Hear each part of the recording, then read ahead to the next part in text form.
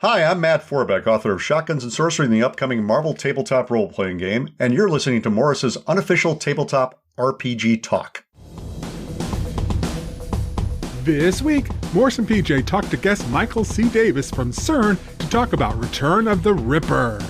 In the news, Adam Banford's going to Fantasy Grounds as Roll20 buys Demiplane, cover reveal for the new Monster Manual, the Diana Jones Award finalists have been announced, and more, this week on Morris's unofficial tabletop RPG talk. This podcast is sponsored by the Garvin Street Iguana Clinic. With world-class veterinary consultants, Garvin Street Iguana Clinic is by far the best and most well-known iguana clinic in the 16 Duchies. In a recent survey, 1 out of 1 respondents were unable to recommend another iguana clinic. The Garvin Street Iguana Clinic, for all your iguana medical needs. Iguanas only, other reptiles need not apply. All the tabletop role-playing news, we aim to amuse and we aim to enthuse. And Morris's unofficial tabletop RPG talk. Hello, and welcome to Morris's unofficial tabletop RPG talk. I am Ross, aka Morrus. I am nearly alive, but not quite. And with me this week is PJ Coffee from the Southampton Guild of Roleplayers. Russ as ever, I am delighted to be here. Alas, she has raised up the yellow flag, she has painted the door with yellow paint, and she has a small bell for when she is walking the streets and rings it shouting, "Unclean, unclean." I don't think that our co-host Jess Hancock has leprosy from EN Publishing, but she's certainly not with us here today. I like the way you phrased that, has leprosy from EN Publishing. I said I'm not sure if she has, or leprosy acquired from EN Publishing. To be fair, EN Publishing does not sell leprosy. We are primarily focused on tabletop gaming books. I think it's that sideline we've been branching into with the armadillo petting zoo. Possibly there were some problems associated with that. Well, she's not the only one. We all went to UK Games Expo last weekend, and of the 9 of us that went out, 5 of us are basically completely incapacitated with this con crud. I was surprised I was even able to talk today, but somehow I'm going to get through this, somehow. For listeners listening at home, Morris is indeed very obviously ill and sick. I'm quite glad that I'm on the other end of an internet connection, because you cannot catch a virus in that fashion. Yeah. Wrong sort of well, that's not entirely true, but... Well, if it is, I'm just going to have to start wearing a mask, because, you kind of look halfway dead already. I really am. I am not feeling at all well. Anyway, let's get on with the show. Hell yeah. Right. Let's have a look at the tabletop RPG news for this week. Well, the big news this week involves a whole bunch of stuff surrounding Roll20, Demiplane, and various sales and movements between those two companies, and Fantasy Grounds, in fact. So, wow, mind blown! I had temporarily forgotten, and I'm like, oh yes, I remember. This is absolutely enormous. It is big news. It's big news. Yeah. So we originally heard earlier in the week that Adam Bradford. Yes. So he founded D&D Beyond and was chief development officer over at Demiplane. Has now been hired by Fantasy Grounds. Oh. He's left Demiplane, has been hired by Fantasy Grounds, which is one of the larger virtual tabletops out there. Yeah, I mean, there are a lot of virtual tabletops. There are a lot of virtual tabletops out there. A lot of them are very good, but the ones which have, to my very parochial perspective, probably the largest market share are Roll20, Foundry, and Fantasy Grounds. Yeah, I think Roll20 is way ahead. I think I'm not sure of the others. I mean, it's the oldest incumbent, as it were. Yeah. So that was the first bit of news that came out. Mm-hmm. But then a couple of days later, it turned up that Roll20 has purchased Demiplane, which was that's not even on my bingo card. It's did not see that coming. I just boom, game is wide open. Yeah. Well, Roll20... It makes a lot of sense. Lot of sense. Well, Roll20 bought Drive-Thru RPG last year, or was it the year before? Was it last year? Was it about a year ago? I feel like it was a year ago. Roll20 bought Drive-Thru RPG. Right. Yeah. And so Roll20 now owns the leading virtual tabletop platform. Yeah. The leading online seller of content. Yeah. And Demiplane. Who are character generators, which is pretty important. Character builders and rules directories, I think. Yeah. Like they've got like the repositories online and so forth, and so certainly adding those two together, they've got all the pieces there. The only thing is, all those things are very disparate pieces, so they're going to have to presumably do quite a lot of work to have them work together, I guess. Yeah, that's going to be a huge technical challenge. Yeah. But, I don't think it's insurmountable. And with the right team and the right skills, and very, very, very doable. Yeah. It sounds like, Demiplane kind of wanted to be a D&D Beyond for, like, everything, didn't it? Yeah. For a sort of wider range of game systems. Yeah. Drive-Thru RPG obviously sells everything. Yes, and the one bookshelf. It's not just Drive-Thru RPG, which is obviously their biggest business, but they also have war games. I think even some novels as well, card games. They've got a lot of stuff going on that you can buy online. Yeah. And then, of course, Roll20 is like the leading virtual tabletop. So, I'm just imagining like those three just blended together into a really slick app. Yeah, it could work. Yeah. I just feel like it's going to take a lot of work for them to do that. Yeah, it's not something that we're expecting to see like swift results from. But currently, before this announcement, the state of play was Hasbro has a character generator, a virtual tabletop, a online repository of rules and so forth, all coming through. There is nothing even approaching competition whatsoever. It's just, and this is the closest it would be to, and for a lot of GMs out there, they're sticking with Hasbro's D&D because it's convenient. And you know what? In this sort of time and age where it's like there's a lot of effort needed, I don't blame them. It's like it is more effort to play an indie game than it is to play D&D if you've got D&D. I can't argue that. It lacks a lot of things that I personally value. You can't really homebrew unless you put in a lot of work. And it's like, your players enjoy it, and they don't have to have any skill to play. They just have to click on a sheet, and that is a much easier proposition. So there's a lot to be said for it. It's a value proposition. So this is the closest thing to competition that D&D Beyond will have. Yeah. And I think it is a good thing, because I think the prospect of D&D Beyond being the only option in town and also firmly under the control of one company, along with the market leading brand, was something that concerned a lot of smaller players that weren't necessarily invited to the party. Well, indeed, too. Like you're definitely not invited to the party. Yeah. So it'd be interesting to see what happens. It's also going to be interesting to see what happens with Fantasy Grounds now that Adam Bradford, who obviously has extensive experience on D&D Beyond and then Demiplane, what that effect will have on Fantasy Grounds. Yeah, I've never had the good fortune to be invited to play a game in Fantasy Grounds, and thus I've not really explored it. I've lots of experience with Roll20 until recently. I had a subscription. I've been switching over to Foundry because it does a lot of what I want to do a bit better. But Fantasy Grounds, people have talked about having a dated interface and stuff, which I don't know. I haven't seen it, but that's the sort of vibe I've had. Right, so I think Roll20 has a dated interface, doesn't it? Roll20 has an extremely dated interface, which is why I've been moving away from it. So, that I think may be one of the things that may change, but I don't know. We'll see. But so it could, having a new person in charge who has such a strong background in developing these platforms, I think that's very exciting because, two swallows does not make a summer, do you know what I mean? So, having a potential third platform to give people some choice as opposed to the overweening, crushing monopoly that is the default state of tabletop role-playing games at the moment, would be kind of nice. That's just my opinion. I just speak from my own perspective.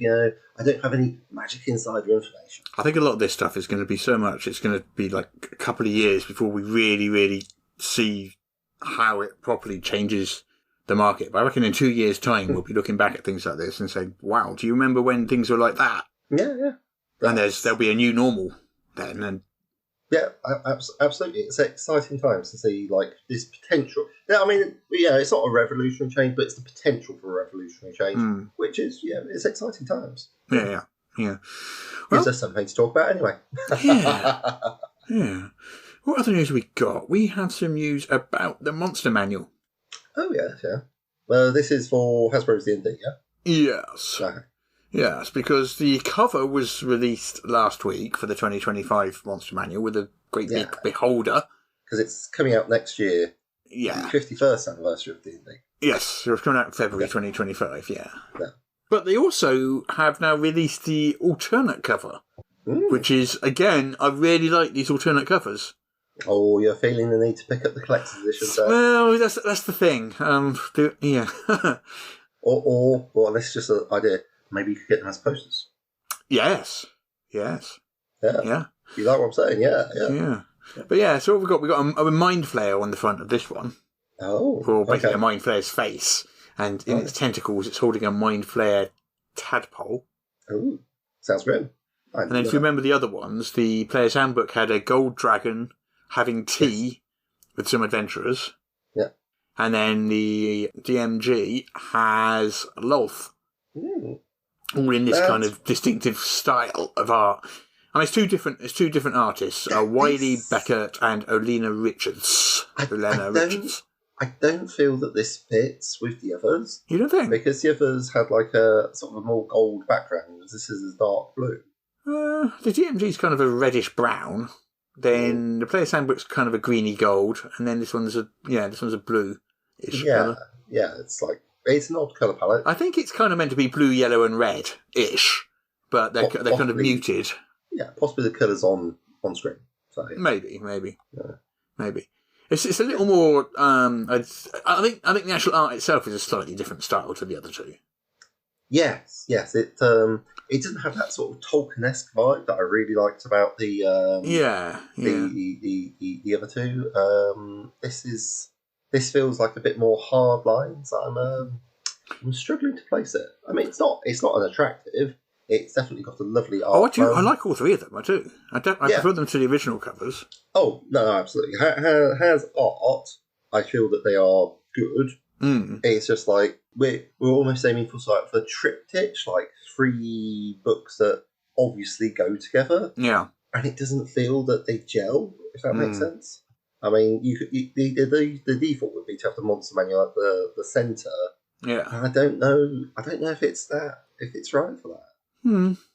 But anyway, no. I mean, I'm sure if that, regardless of how you feel about the game, that is a nice drawing. I do.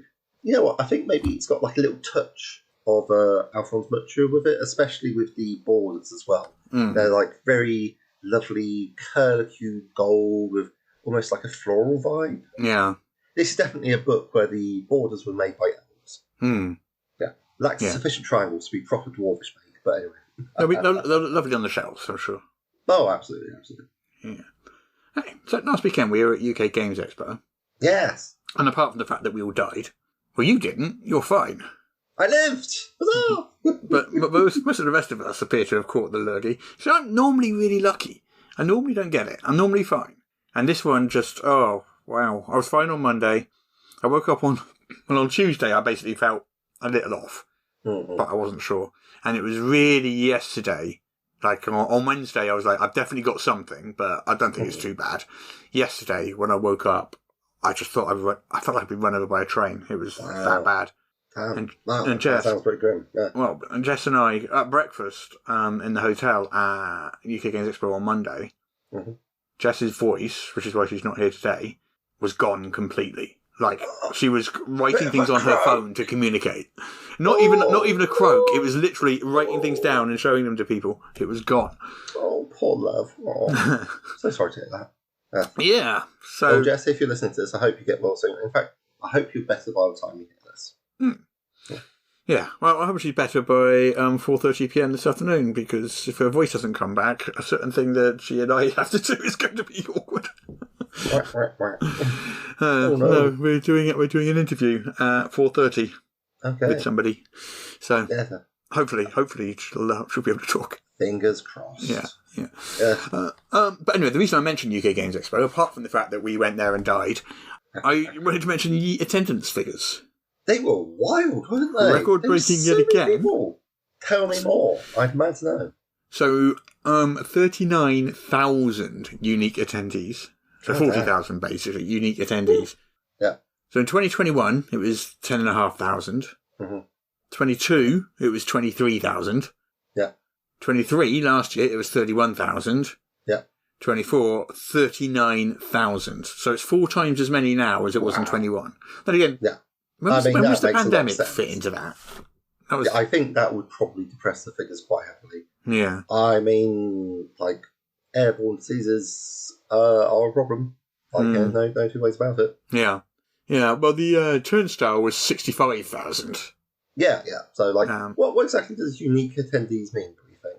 That's the number of badges sold, basically, whereas turnstiles is how many people go in and out of the thing. Really? So you get counted twice if you go in, come out, and go back in. Right. I don't know how they'd be keeping track of that, because... Well, they've got people... Every time you walked into the convention, there's people there checking your badges as well, but they're also clicking a little... Yeah. I mean, that's just got to be... Yeah, I mean, people are popping in and out of them halls all the time. Yeah.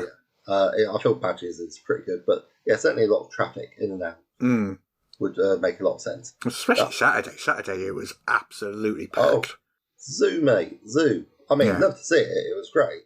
Like, so many wonderful people. I was absolutely gutted that I didn't make it over to... I couldn't even... Like, I'm in the same hall as the RPG groups, and I could not find the stalls. Otherwise, I'd like on sent hello to a bunch of people, but I'm like, I've been around, can't find them. Yeah.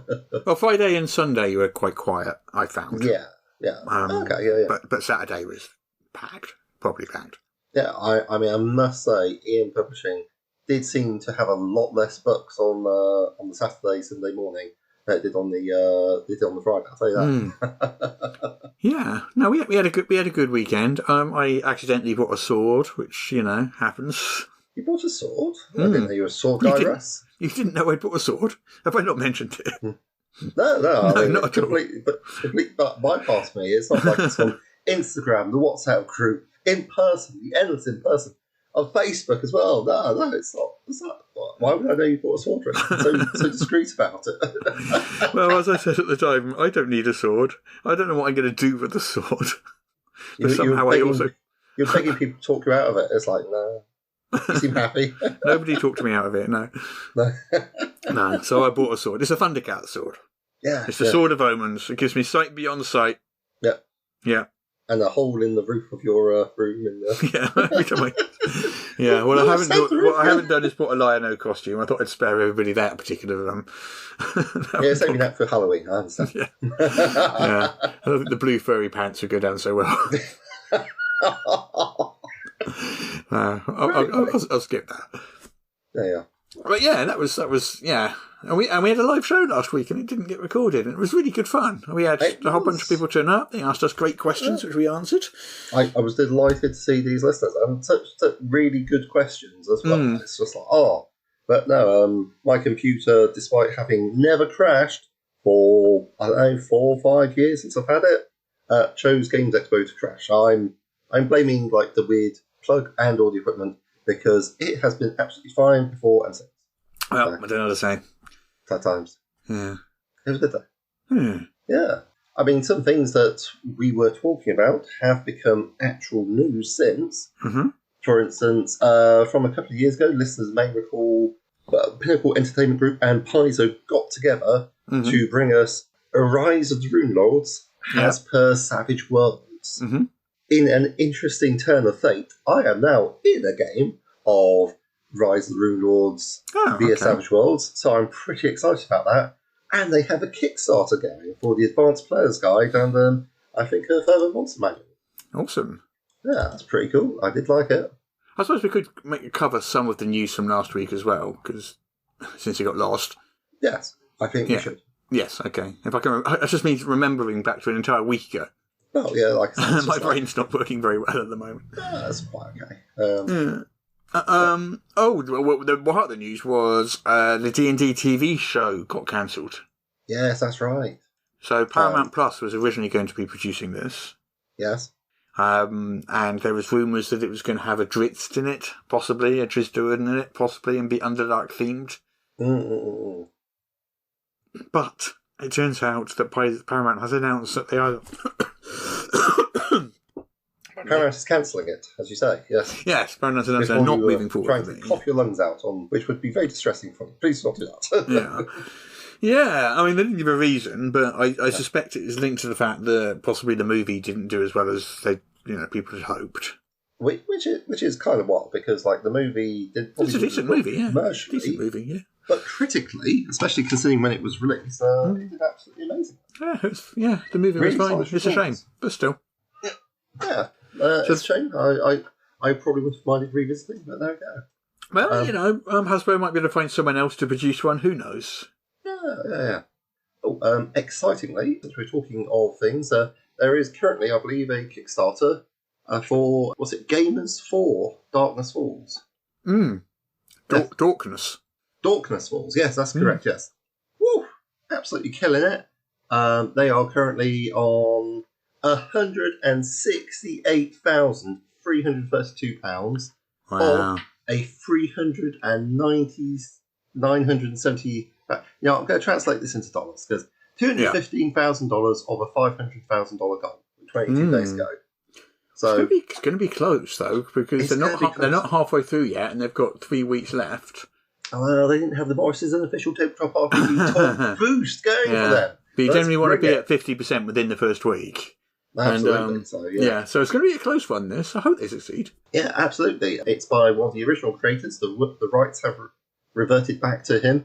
Mm-hmm. They've done work on Darkness Rising, Hands of Fate, and the original Gamers movie. Mm-hmm. They got the old cast back together, which is pretty good. For those who are a bit vague on the whole thing, this is sort of a bunch of gamers get together and we're following their adventures both in the world of the game and also outside as well. So it looks very good. Yeah, absolutely fantastic. Worth checking out if nothing else. Yes, okay. What else we got? There were some previews of the making of Dungeons & Dragons 1970-1977. Wizards released a table of contents and some photos and things like that. So that's their big, great big thick book, just covering 7 years of the development of D&D back in the 1970s. It actually starts 4 years before D&D was released. Ooh, okay. Which is kind of interesting. And it's got a whole bunch of letters and things like that, original letters and an edition of D&D apparently in the back of it, a sort of prototype edition of D&D in the back of it that you can look at. Okay. So for those who like these historian type things, history type stuff, I think this looks pretty good. It's got scans of handwritten notes and handwritten rules and all sorts of stuff. Oh, nice. Yeah. So and lots of typewritten stuff as well.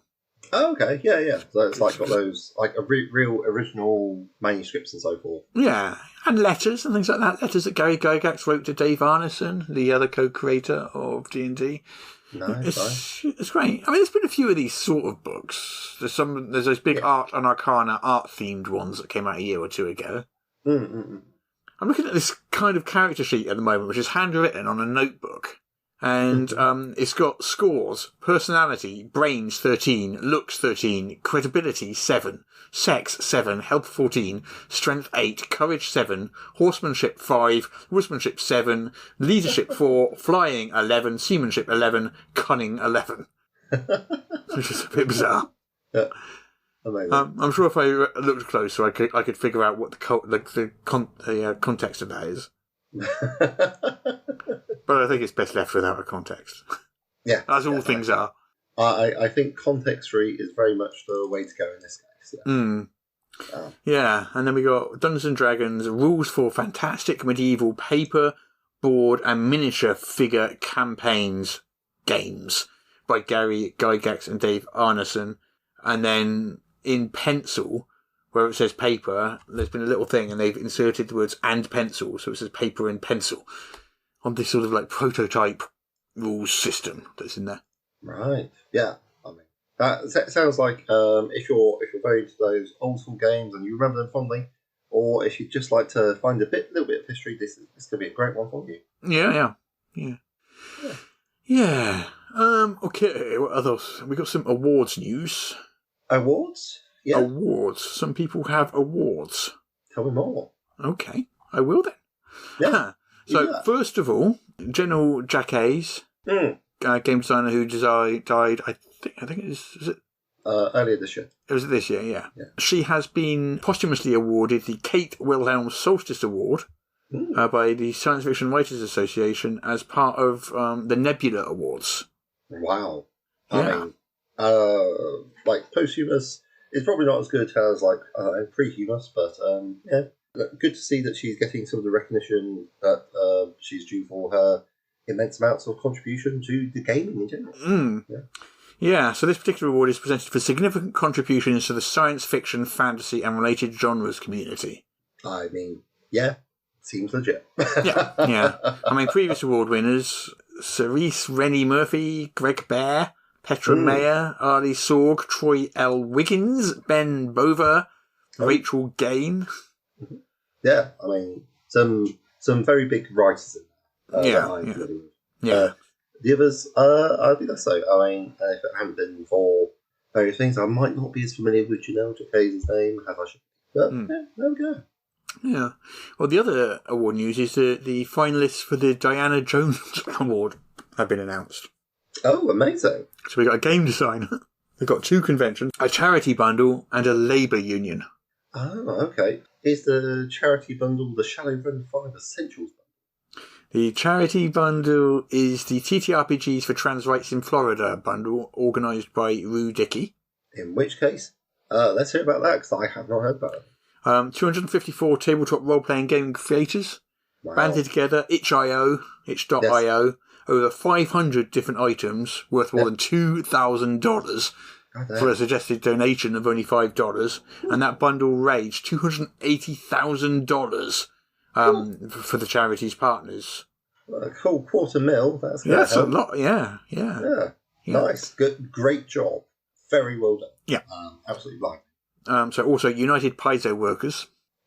Okay. Yeah. We've talked about them a few times on the show, but with the formation of a union, which I think is a bit of a first for the games industry. Yeah. Yep. Was that last year? I lose track of time completely. That was last year, wasn't it? I want to say last year or the year before.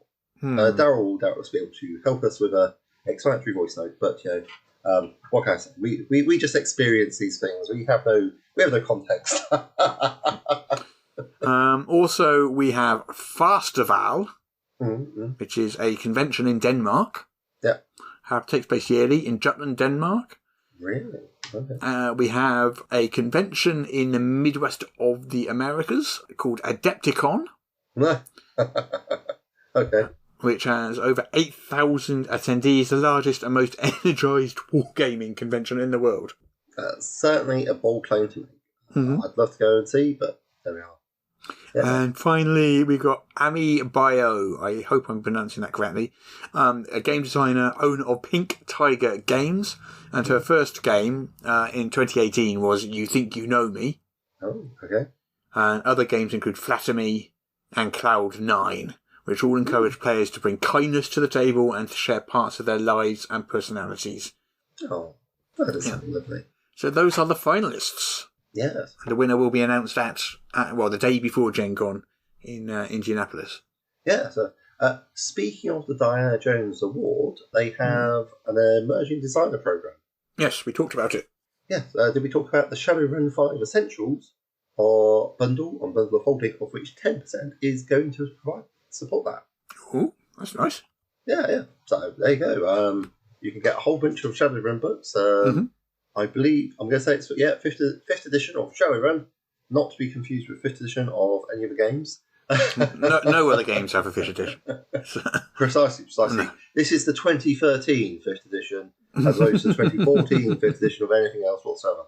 It comes from Catalyst Games Lab. So they are offering an absolute pile of game. $20 for the core collection, and then you can whack on some others as well. So it's pretty sweet.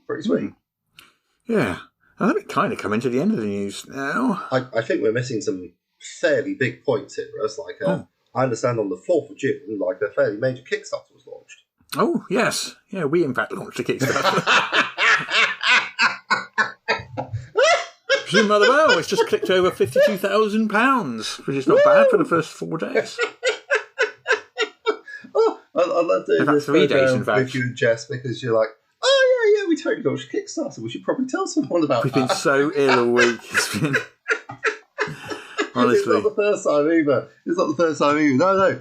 I'm so excited for you. There was one point yesterday, I went to make a cup of tea, and I just gave up halfway through because it was so much effort and I was so fatigued. I mean, that's like pretty bad, man. It's like, it's like your dog not wanting to go for a walk. A British person's like, oh, I can't really be involved with the tea. Exactly. I know. Anyway, so the Void Runners Codex launched on Tuesday. Oh, yeah. Funded in 8 minutes. Nice. Actually, technically, it funded in 3 minutes because I was 5 minutes late sending out all the stuff. So, and it's done £52,000 so far. I don't know what that is in dollars. Probably about $65,000 or something. I don't know. Which is nice. Cannot argue with that. That is pretty good indeed. Yeah, and it's very, very, very exciting, and it's gorgeous. I'm super excited to see that coming up. Yeah, I am as well. It's been a long, long time coming, this one. Long time. Like 2 years, I think. Yes. It's definitely been a long time. So, we've already had some nice reviews I've seen in the wild. Yeah. Well, Jess sent out some previews to, not the entire books, but some early draft previews to various outlets. And a couple of them were kind enough to write about it, which was nice. Yeah. No, I particularly enjoyed the ones I've seen. So, it's absolutely fantastic. Yeah. So it'll be a fine addition to my collection. Well, there's 3 weeks left on that. So if you want to go and pledge, it's a gorgeous boxed set with 3 books in it, 2 of which are big hardcover books. And it's got tokens, and it's got maps, and it's got a magnetic narrator screen which closes around the box. So it's very, very nice. Yeah, I mean, that does look like some quality stuff. Yeah, we're very proud of it. And it's the most complicated thing we've ever made as well, in terms of the components. Oh, absolutely. Like getting all that distribution right. I mean, that is a big deal. Yeah. If only Jess was here, I could go for her about it. Yeah, well, yes, the manufacturing side is the bit that Jess gets to do. I get to head up the creative side, and she gets to do the logistics side. Yeah. Both equally satisfying in their own way, I'm sure. Oh, for me, the logistics side... In their own way. For me, the logistics side of it is like my personal idea of torture. But for Jess, she really likes it, so, you know. Yeah, that's why it's a good team. Yeah. You have to love it. Yeah. Right. Have you got any news? I have a couple of bits. As we're speaking of science fiction, you recall our good friend Ed Jarrett from Shades of Vengeance. Mm-hmm. He is working on a reboot of Ereballum, which was a pocket-sized Ereballum. It's all about it's about being a space fighter, flying around in space, doing awesome missions. Okay. D10 dice ball system. You have a variety of different planes. It's very similar to Lancer in vibes. In the out of your spacecraft, like you're really just like role playing your little heart out, and it's all fluffy, and that's the place where you have all the romance and the exciting stuff like that. But if you want to get out and go shooting around in a space jet, then Ereballum. It's sort of parametric because I was like, I really like space fighters. I very much enjoyed Space Above and Beyond, which is something like 30 years old now. But it was kind of cool, and this is also kind of cool. Like you're in a system where humans are colonized, and then suddenly aliens set up. You're like, oh no, this is bad, and you're trying to resist and so forth. So Paladin Starfighters, good times. Right. And I do have another exciting bundle, TTRPGs for Palestine, which is again on itch.io, which is always very interested in help supporting good causes. They're currently raised about $58,000 of a $100,000 goal, and they have something like 634 games, which you can get for as little as $10. Or that's a lot of games. Whack them $20, and you're still quits. I do sometimes wonder with these enormous bundles, yes, what percentage of the games does the average person manage to actually get through? I was quite surprised the other day because I saw like a little indie artist and they were talking about their game. I was like, oh, that's really interesting. Mm-mm. I think it was Locus or something, which is a horror game. Mm-mm. So I was like, oh, I'll look that up on itch.io. Tried to buy it and I'd already bought it. But now it's much more on my radar, so yeah. I've got it, so yeah. You never know. You never know. Yeah. Oh, did you know there's a HeroClix owlbear? A HeroClix owlbear? A HeroClix owlbear. I mean, I don't even know what such a creature would look like. It looks like an owlbear. I mean... it looks like a bear owl. Oh, well, Yeah. Why didn't you say something else? Damn. So the Dungeons & Dragons HeroClix Iconics, with an X at the end, Cave of the Owlbear is a new box set, and it's going to hit... Yes, that is a fluffy crocheted? What was that made of?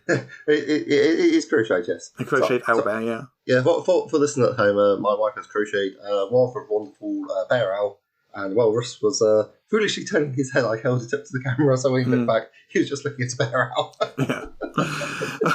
Anyway, yes, HeroClix owlbear with a baby owlbear cub in tow. There's 3 pre-painted miniatures. We've got the owlbear, we've got a baby owlbear, and a ring of telekinesis. Sounds pretty sweet. Pretty sweet. And each gets a corresponding card and a D20 die. That does sound fun. Yeah, I do like a bear owl. Yeah. I wouldn't say it's my favourite creature, but D&D creature, but I like it. I actually played a druid that spent most of the time as a bear owl. It was quite fun. You got to be a giant fluffy murder shadow. Plus, you got to dust all the corridors and walk along them. Fair enough. Yeah.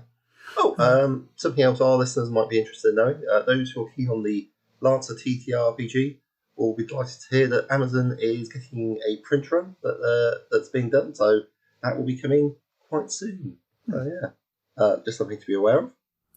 Yeah, with that, cool. Yeah, was that on Kickstarter like 2 years ago, 3 years ago? Another one of these things that I can't remember when it was. What, Lancer? Yeah. 3-4 years ago. I feel like it's been a while. Yeah. Yeah, it's by Abaddon. I think it must have been longer than that, because we had Tom, who goes by Abaddon at Orbital Dropkick on Twitter and so forth. He was on the show and talking about it, which obviously I was very excited about because he does the Kill 6 Billion Demons comic, which is an absolute stunning visual tour de force. So there we go. Yeah, and 6 billion is the correct number of demons to kill. Yeah. I mean, you don't want to mess around. Yeah. None of these 5 billion demons. No. You know, you don't do it properly. You know what you're about when you're killing 6 billion demons. Yeah. It's quite the adventure. Yeah. Hey, Astronomical Scenery was a Void Runners Codex preview that went out this week. Oh, yeah. So you know how in the Adventurer's Guide for Level Up there's travel scenery? I love that stuff. It's so amazing. I just throw that into all my descriptions as we're going from place to place, just because it adds a little bit of world building, do you know what I mean? There's scenery in space too. Ooh. Yeah. Makes up for the large amounts of nothingness. A nice D100 table, just like it is in the Adventurer's Guide for wilderness travel. Strong. Things like have a missile clearly fired long ago which missed its target and moves forever onwards. Or a mysterious beacon which simply repeats the signal, stay away. So there's there's 100 of these. A lone boot just floating inexplicably through space. Awkward. Yeah. So I feel some of these have got real plot hook value as well. Yeah. Well, yeah, because you never know. That's the thing I love about these, is that you can just drop them in and maybe it'll just be a little bit of oh, that's pretty, that's nice, and just move on. Or it might just turn into something. Yeah. You never know. Add some adventure. Yeah. The self-generating side quests, gotta love them. Yeah, just like a little seed sort of thing, basically. Yeah. The scattered bones of an astral whale picked clean. By what, I have to wonder. Yeah, indeed. What's By even what? the astral whale? A void dragon, perhaps? Yikes. That seems like a problem. Yeah. But not for me! Ha-ha! Yeah. No, I think that's super exciting. Really looking forward to seeing the Void Runners Codex when it comes out. Me too. Oh, did you pick up any cool stuff? Because I saw you on the Sunday as I was heading off and you were heading in. Just the sword. It's the only thing I bought. I didn't get a single chance to wander around the actual hall properly. Oh, no, nightmare. I know. I mean, Moonlit Maps was right there. And they are absolutely sensational. What you showed me looked gorgeous. Yes. For this at home, I mean, I was foolishly mind my business. I saw so I like battle maps. Russell also kind of battle maps. And I saw some battle maps. I was like, oh, that looks interesting. A little nosy.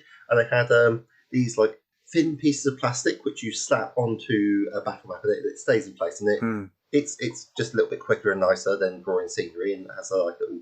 I was like, I thought they were about £3. I thought, can I get one of those? Oh yeah, they're free. I'm like, oh, okay, £3. No, free as a gratis. I was like, oh, thank you. And the next thing you know, I'm busy looking at these. So you've got like a little, like an A4 folder, and you open up this folder, and in it there's like 50 battle maps which have a day and night side, and they fold out, and they're on like a ring behind the folder, so you can take it out, and it folds up to like 4 times the size.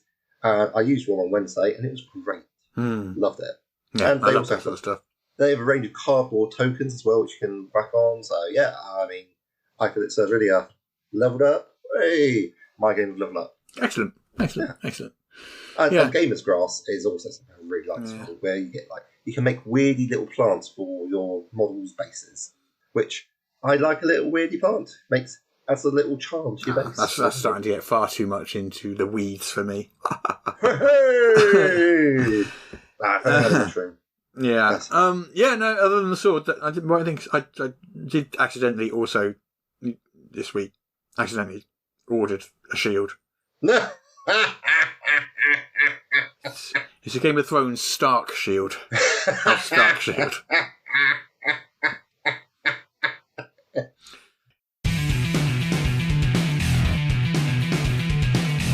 Malak the Maleficent here. If, like me, you're enjoying this podcast, please consider subscribing on Patreon for exclusive bonus content every week and the warm, fuzzy feeling of knowing you are helping to keep the show going. Subscribe at patreon.com/Morrus. There, I said it. Can you stop staring at me like that now? The things I do. All right. Don't forget, patreon.com/Morrus. Can I go now?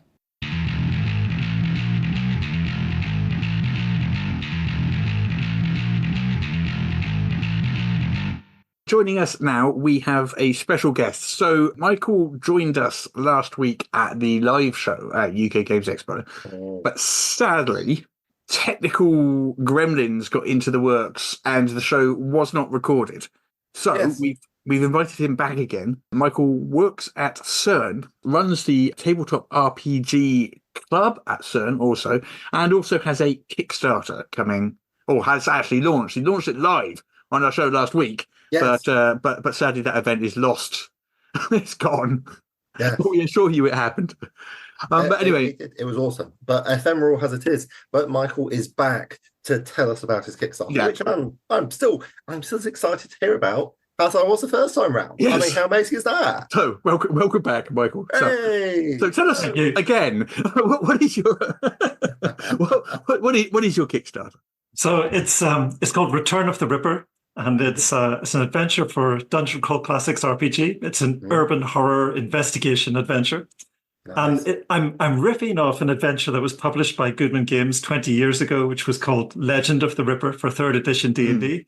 But I didn't want to just do a conversion of this for Dungeon Crawl Classics, but I wanted to do a significant expansion of the original adventure, both in terms of its themes and in terms of the setting.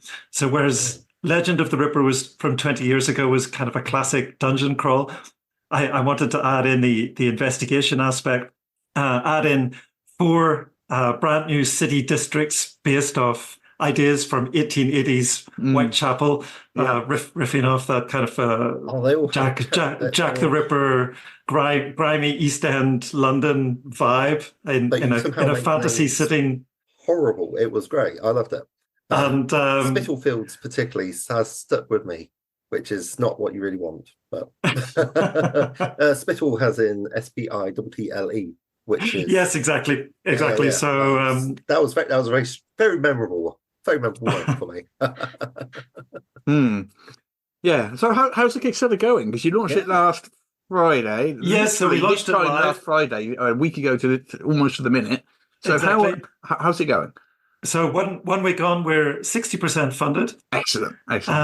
So it's going very well, but hoping to reach not only the funding goal but the stretch goal, because one of the things I would like to do is as well as the book itself, to produce 4 full color A3 size maps of the 4 districts of Spitalfields, which will be Spitalfields Market, the tenements, the Whitechapel, the church and the church grounds, and the benevolent craftsman's district. So these will be four city districts, 4 maps, which will kind of fit together to form one huge map. And I would like to do a full color, 4 full color posters to cover this. So if we reach the stretch goal, we'll do that. Fantastic. So you work at CERN, and also you run the RPG clubs. How many people at CERN? How many people are there in the RPG club at CERN? So the CERN Games Club it's board games and role playing games. Yeah. So all together, I would guess we have something in the order of 40 members. Wow. Nice. So at the moment we have, I think, about 5 different RPG groups going. So maybe 5 or 6 people per group, and then maybe another dozen or so people who'll meet every week to play board games. Yeah. So are you running a game right now? Yes, I'm running Dungeon Crawl Classics. Oh, right. Okay. So, of course, the game that I'm running is where I play tested this adventure, which is now forming the Kickstarter. So what you could technically say is that this adventure that you have on Kickstarter was play tested at CERN by top-level scientists to ensure that it's the highest quality possible. I can guarantee that it was play tested by the greatest minds in Europe. Well, that's that. I mean, you should definitely put that in the Kickstarter page. That's something that I would definitely. That would definitely catch my eye. Yeah, I mean, I always imagine when you're working someone like CERN and you're running, say, a sci-fi game like Traveller, and I think you mentioned last week when you spoke to us that you have played Traveller in this group. Is that a bit awkward at times when basically everyone in the room knows far more about rocket science than the writers of the game did? Yeah, exactly. So when you start talking about, I don't know, in Traveller you have LiDAR, and then people are going, wait a minute, you can't use LiDAR like that. So well, you have to do a little bit of hand waving. It's like having someone from NASA in your gaming group just like saying, no, that's not how space station work at all. Yes, exactly. That's not disruptive in any way. I'm not speaking from experience. Well, I guess the thing is that no matter what your profession is, you're going to find that TV and games get it wrong. I mean, if you're a police officer, or if you're in the military, or if you're a doctor, whatever you are, as soon as you see it on TV, or as soon as you come across it in a game, it's going to be completely wrong, I'm sure. And I think it's just one of the things, isn't it? Actually, we had a visit to CERN from the special effects team behind the movie Interstellar. Oh, right. And they had done a great deal of work with scientists to get the gravitational lensing effect right for, how black holes shift space and they shift how gravitation bends light and what a black hole would actually look like. So they'd invested a great deal of effort into making this realistic. But then they completely failed when it came to explaining gravity. If you remember, they went to this water planet, which was much bigger than Earth and had a much stronger gravitational field. And when their spaceship left Earth, it needed all these booster rockets. But whenever they were leaving this water planet, they just flew away. Yeah. So. Yeah. Oh, well, that's I mean, I really liked Interstellar. I've only seen it once. It was a long time ago. It is a fun movie. I keep thinking of it as a recent movie, but it's like 10 years ago now, or something, or 15 years, isn't it? Sorry. Yeah, I'm getting old. Oh well, it happens. Yeah. So back to the old Kickstarter then. So who do you play? Who do you play in the adventure? So the opening scene of the adventure is in Spitalfields Market. You have an adventuring party, first level adventurers who turn up in the market at dawn and hear the scream of someone who has just discovered the murdered body of her dead friend. And it transpires then that a series of murders have been taking place in the tenements around Spitalfields. It's up to the players to investigate who's behind these crimes, eventually leading them to a confrontation in the tunnels and sewers underneath the city. Right. And how long is the adventure? Is it like levels 1 to... It's designed for low-level players, so level 1 or 2, and it's quite an expansive setting. So I think it's not something you're going to play in one night, but over a series of weeks or even months, you can explore all of this city and eventually then get to the action of the final confrontation. Well, it sounds like a great setting to set further adventures in as well after it. Is there any plans for that, or is that is it a one and done?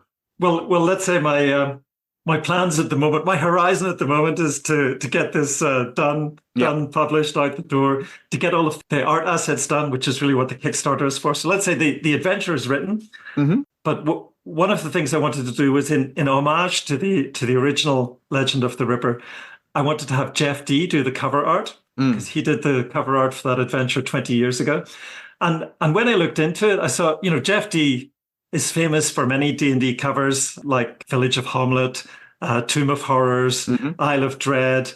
And then in the early 2000s, he did a series of covers for Goodman Games, including this Legend of the Ripper. But as far as I can see, the last cover that he did for a D&D type adventure was in 2008. So I'm bringing him back then after 16 years, effectively, to do another cover. And we will not let you retire. Back to work, you. Exactly. And I really wanted it to be a celebration of the original cover and of his work. So I decided, okay, we're going to go all out on this. We'll make it a full wraparound cover, front and back, and we're going to do it in acrylics. So no expense spared. I really think it's one of his most impressive covers in his career. I'm really happy with it. Wonderful. Okay, then. Well, we'll let you get on with your day, and thank you so much for joining us twice. hopefully, you won't need to come back yet again. Hopefully, this will get saved correctly. Everything's working. Everything's working on my end too. So, thank you so much for joining us. Thanks so much for having me on the show. It's been a real pleasure. Well, next week we should be back to normal. Hopefully, Jess and I will both be alive. Yes. So until then, thanks for listening, and we'll see you next week. Bye-bye. Bye-bye.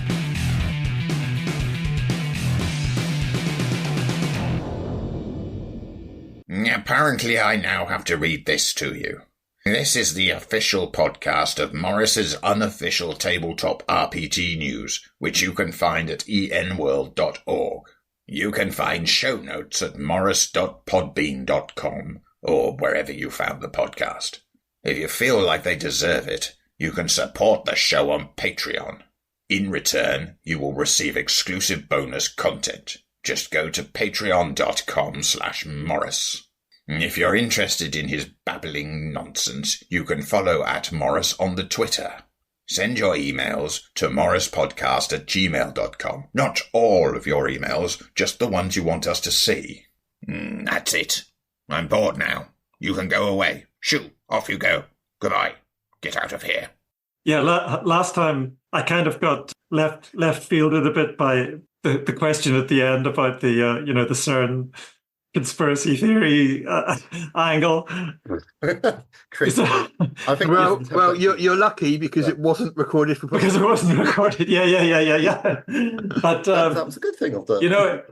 If you want to ask some fun things about CERN, feel free to ask me about antimatter or how the Large Hadron Collider is like a simulation and simulations are like games or something like this. But let's say the CERN international relations don't like all of the conspiracy theory angle.